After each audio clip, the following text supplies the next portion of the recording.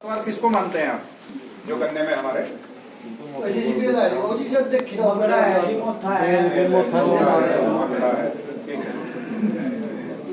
हमारी नजर में जो सबसे मुख्य खरपतवार माना जाता है वो आपका मोथा माना जाता है। वो क्यों माना जाता है? वो पौधे में है, पेटी में तो मोथा, पेटी में कम होता है। पेटी में दूसरी जुताई के बाद आएगा जब 2-3 पानी लग जाएंगे तब इतने फसल बड़ी हो जाती है। हाँ, इसका पर वो है। ये क्यों हम मानते हैं कि भाई मोथा ज्यादा खतरनाक है? आपका क्या मानना है उसके बारे में? मोथे के मोथा दुनिया के हर क्षेत्र में है, लगभग 80-85 तरह की फसलों में होता है और सभी तरह की मिट्टी में होता है और सभी तरह के तापमान को सहन करने की शक्ति होती है उसकी।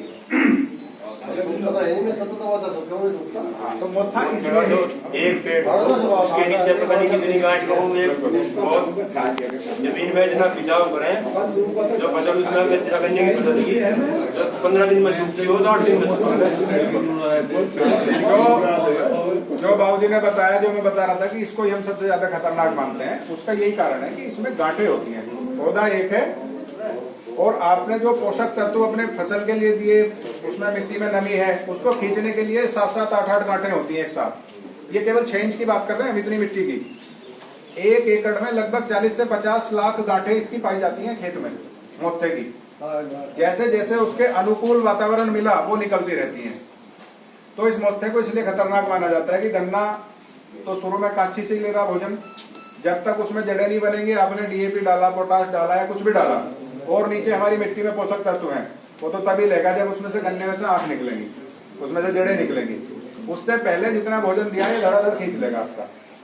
और आपने महसूस किया होगा, जैसा आपने भी बताया, कि जिस खेत में आपके पौधे में मोथा ज्यादा उग के आ जाता है उसमें आपका गन्ने का जमाव भी हल्का रहता है, देर से जमेगा, अन्य खरपतवार भी कम उगेंगे।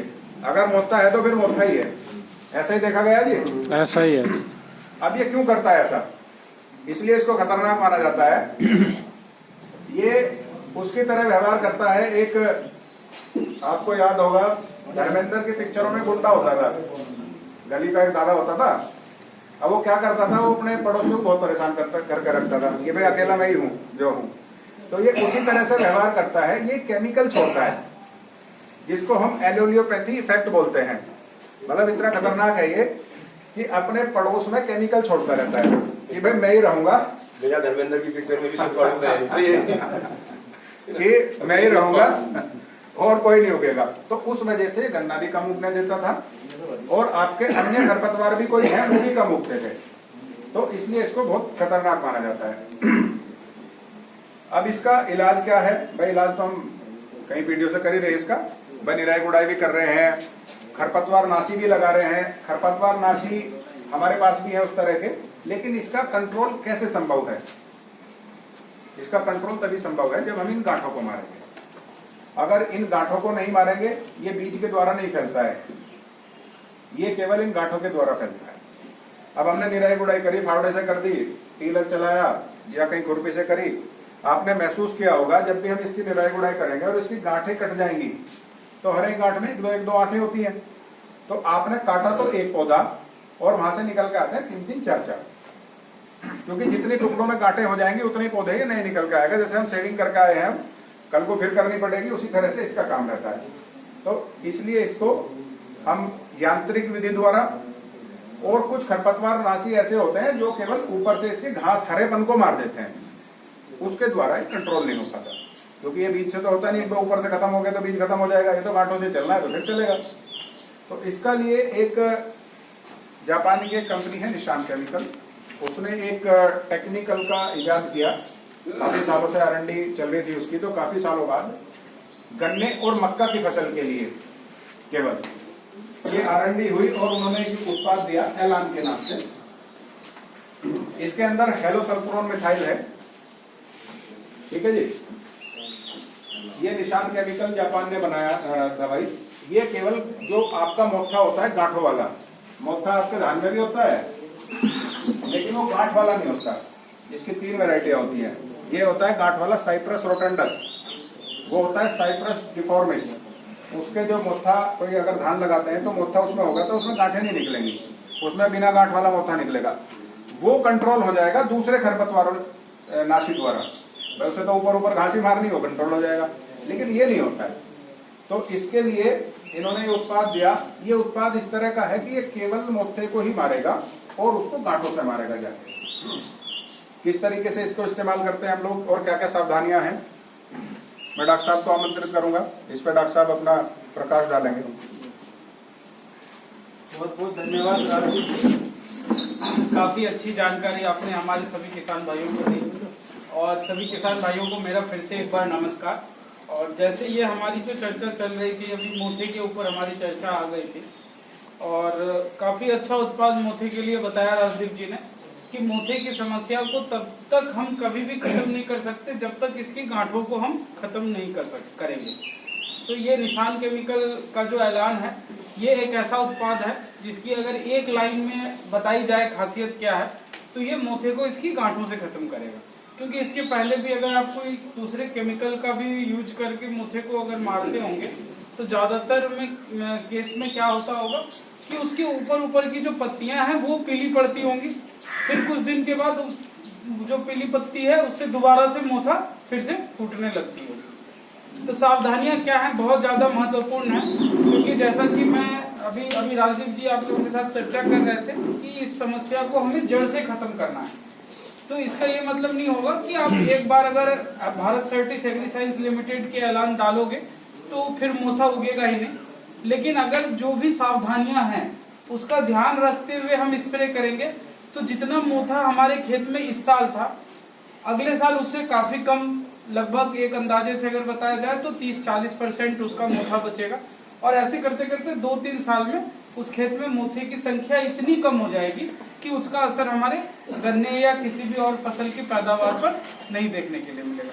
तो सबसे पहले सावधानी नंबर 1, मैं बस 3 सबसे महत्वपूर्ण सावधानी बताऊंगा। बहुत सारी चीजें हम लोग खुद भी करते हैं और ये सावधानी सिर्फ ऐलान, भारत सर्टिस के ऐलान के लिए नहीं है। अधिकतर जो भी घास मारने वाली दवाएं आप करते हैं, अगर इन बातों का ध्यान रखेंगे तो उसमें जो भी दवा का इस्तेमाल हम कर रहे हैं उसकी हम अधिक से अधिक रिजल्ट अपने खेत में देख सकते हैं, उससे उतना अच्छा से अच्छा फायदा हमें खेत में देखने के लिए मिलेगा। तो सावधानी नंबर 1 कि खेत में नमी रहे।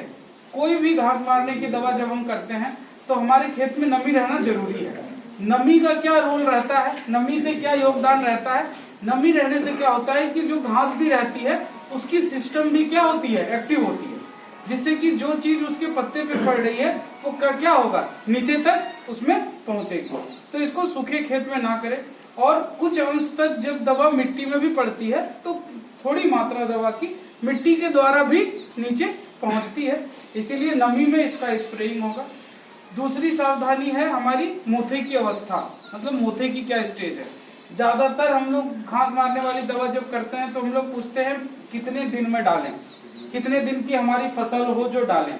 लेकिन इसका सटीक समाधान क्या है कि हमें फसल की स्टेज से मतलब नहीं है। हमारे लिए सबसे ज्यादा इंपॉर्टेंट क्या है कि घास किस स्टेज में है।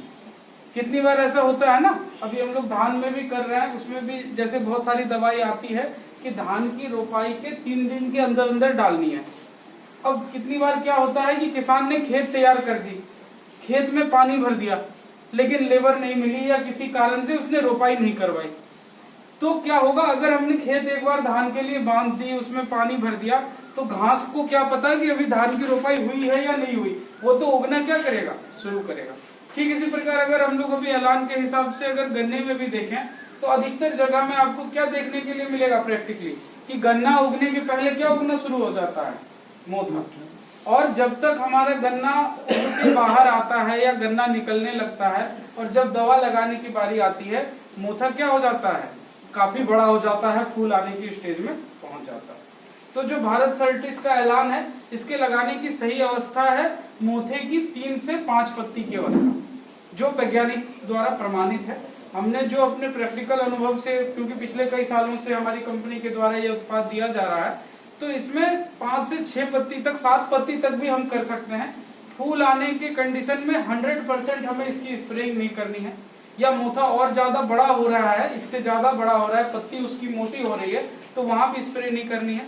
अगर ऐसी सिचुएशन कहीं बन रही है और हमें इसकी दवा लगानी है तो उसको हम एक निराई गुड़ाई के बाद लगवा लें, क्योंकि अगर हम निराई गुड़ाई करवाएंगे तो उसके तीसरे चौथे दिन फिर से मोथा 2-3 पत्ती का हमारे खेत में निकलना शुरू हो जाएगा। तो पहला मैंने क्या बताया, नमी, दूसरा मोथे की अवस्था, और तीसरा और बहुत इंपॉर्टेंट चीज है कि कट नोजल का इस्तेमाल करें। ज्यादातर जैसे जो सुंडी की दवा हम लोग करते हैं या कीड़े मार की दवा करते हैं, उसमें आप लोगों ने देखा होगा कि नोजल उसकी गोल होती है, मतलब उससे फव्वारा किस तरह से जाता है, सामने की तरफ। फव्वारे का ज्यादा जोर सामने की तरफ कि पौधा हमारा अच्छा से तर हो जाए, ताकि कोई अगर कीड़ा अंदर है, पत्ती के पीछे है, वो भी भीग जाए। लेकिन अगर उसी नोजल से हम घास मारने की दवा करते हैं तो उस घास मारने की दवा का पूरा फायदा हमें नहीं मिल पाता। तो घास मारने की दवा के लिए सही नोजल कौन सा है, या खास करके ऐलान के लिए सही नोजल कौन सा है, तो कट नोजल। कट नोजल हम किसको कहते हैं कि उस नोजल में नीचे की ओर एक कट होगा और उससे भी शेप में हमारा जो फव्वारा है वो नीचे की तरफ जाएगा। अब हमने नोजल तो सही ले लिया, लेकिन स्प्रेइंग करने का जो तरीका है उससे भी दवा का रिजल्ट बहुत ज्यादा अंतर पड़ सकता है। कितनी बार मैंने देखा है, ये प्रैक्टिकली आंखों देखी बात आप लोगों से साझा कर रहा हूँ, कि लोग कट नोजल लेके उसके नोजल को उल्टा घुमा देते हैं। मैंने पूछा भी तो किसान भी बता रहे थे कि ये मोर पंखी बन के स्प्रे हो रही है, लेकिन वो सही तरीका नहीं है।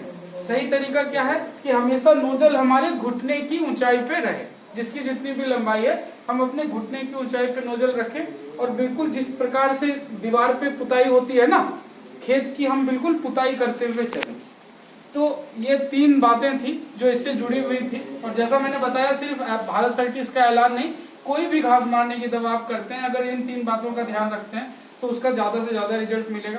पहली बात क्या थी कि खेत में नमी हो, दूसरा मोथा 3 से 5 पट्टी का स्टेज हो, बहुत ज्यादा बड़ा ना हो, फूल ना आया हो, तीसरा हम कट नोजल का इस्तेमाल करें, और चौथी कोई सावधानी नहीं है, ये एक साधारण बात है कि अगर हमने एक बार ऐलान लगा दी तो ऐलान हमारी मोथे में गिरने के बाद कम से कम 15 से 17 दिन तक हमारे खेत में अपना काम करता रहता है। ऐलान डलते ही चौथे 5वें दिन ऊपर मोथे में आपको पीलापन दिखेगा। 80% जो हमारे किसान भाई हैं वो उसी समय सोच लेते हैं कि दवा ने अपना काम कर दिया, लेकिन अभी क्या है कि अभी पत्तियों में पीलापन आया है। और इस दवा का हमने क्या बताया कि मेन फायदा क्या है कि ये गांठों में नीचे रीस के पहुंचेगी और गांठों को अंदर से जला के खत्म करेगी। तो वो आते आते 12, 13, 14 दिन तक भी नीचे गांठें क्या होता है, खत्म होती रहती है। तो एक बार दवा लगाने के बाद कम से कम 15 दिन तो निराई गुड़ाई या किसी भी तरह की चीज हम लोग अपने खेत में ना करें, क्योंकि निराई गुड़ाई से फिर वही खतरा है कि जैसे ही हमने निराई गुड़ाई करी वो क्या होगा, गांठें और जो इसकी जाल है, धागा है, वो दोबारा से कटेगा और दवा जिस मात्रा में नीचे जा रही थी वो नहीं जा पाएगी। तो ये सब बातों का ध्यान रखते हुए करें। मेरे ख्याल से अब नहीं, दवा लगाने के बाद पानी कितने दिन बाद देना चाहिए? हाँ जी, हाँ जी।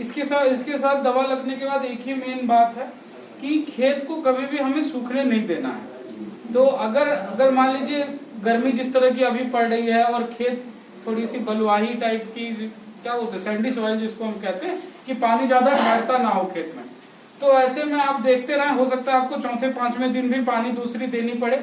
या अगर मान लीजिए कहीं थोड़ी चिकनी मिट्टी जैसी है जहाँ पानी नमी ज्यादा दिनों तक खेत में ठहरती है, तो वहां पे आप 7-8 दिन के बाद भी उसकी सिंचाई कर सकते हैं। लेकिन जैसी गर्मी अभी पड़ रही है इसमें तो मुझे लग रहा है कि चौथे 5वें दिन ही हमें पानी, नहीं तो इतना पानी लगाने से गन्ना खराब हो जाए, फिर गन्ने में जर्मिनेशन नहीं बनता। नहीं, ये कब लगा रहे हो आप? गन्ने का भी जर्मिनेशन नहीं हुआ है क्या? जो सैंपल वगैरह हम ले आए अब के बाद उन्होंने सूखे में लगवाई, लगवाने के बाद 5-6 दिन बाद पानी देते उसमें, तो उसका रिजल्ट भी ठीक रहा। अब आप लोगों को नमी में लगाओ, नमी में फिर दोबारा पानी दो, तो जर्मिनेशन में दिक्कत बनेगी। अभी आपका गन्ना जर्मिनेट नहीं हुआ है क्या? अभी आपने बस बुआई करी है उसकी? नहीं, वो तो काम होगा, गन्ना तो काफी हो गया, तो शुरुआत के बाद। हाँ, वो वही है उसमें कि आप ना ऐसा करो, आप तभी मत करो, एक बार जब गन्ना आपका जर्मिनेट हो जाए 50-60%, समझ रहे हैं, वो जो आपकी लकीर है गन्ने की खेत में जैसे तो हमने लगाई है वो हमें नजर आने लगे, उस समय तक देखो मोथे की क्या स्टेज है। जो सही तरीका मैं वो बता रहा हूँ। अगर उस स्टेज तक गन्ना आ गया कि आप पानी लगा सकते हो, तब अगर मोथे की स्टेज 3-5 पत्ती 6 पत्ती तक की है तो डायरेक्टली आप दवा लगा लो पानी लगा करके। अगर उस स्टेज तक पहुंचते पहुंचते मोथा ज्यादा बड़ा हो गया है तो उस कंडीशन में एक बार निराई गुड़ाई के बाद दोबारा आप उसमें दवा लगाएं। जो आप कह रहे थे बहुत अच्छा सवाल है आपका। 60 से 70% किसान इसी विधि पे चले गए हैं जो आपने बताई, लेकिन 5वें दिन पे ना जाओ, तीसरे चौथे दिन लगाओ पानी, सूखे में लगा के तीसरे चौथे दिन पे। वैज्ञानिक तरीका तो यही है कि नमी के द्वारा, ये हमारे किसान भाइयों द्वारा इजाद की हुई अपनी तकनीक है और उनमें वो सक्सेस भी हो रहे हैं। लेकिन इसमें सक्सेस में क्या होता है कि कोई भी दवाई लंबे समय तक के लिए फिर वो फेल होने लगती है, क्योंकि दवाई का असर, जो ये दवाई है, ये दवाई लगभग 15-17 दिन, जैसे डॉक्टर साहब बता रहे थे, नमी के द्वारा ही उन धागों द्वारा एक गांठ से दूसरी गांठ में पहुंचती रहती है और उन गांठों को सड़ाती है। लेकिन 70 से 80% किसान जो आपने विधि अपनाई वही अपना रहे कि उसको 2-3 दिन पहले सूखे में लगा दी, क्योंकि पहले पानी तो 20-25 दिन पे लगना है गन्ने में, उससे पहले तो हम लगाते नहीं। अब ज्यादा गर्मी होगी तो हो सकता है थोड़ा सा भी कर जाए। किसान भाइयों, अभी आपको जानकारी दी डॉक्टर साहब ने मोथे के लिए, और ये दवाई बहुत ही अच्छी है, इसका उपयोग करके देखे किसान भाई मोथे में। यहीं पे वीडियो समाप्त करते हुए, जय जवान जय किसान।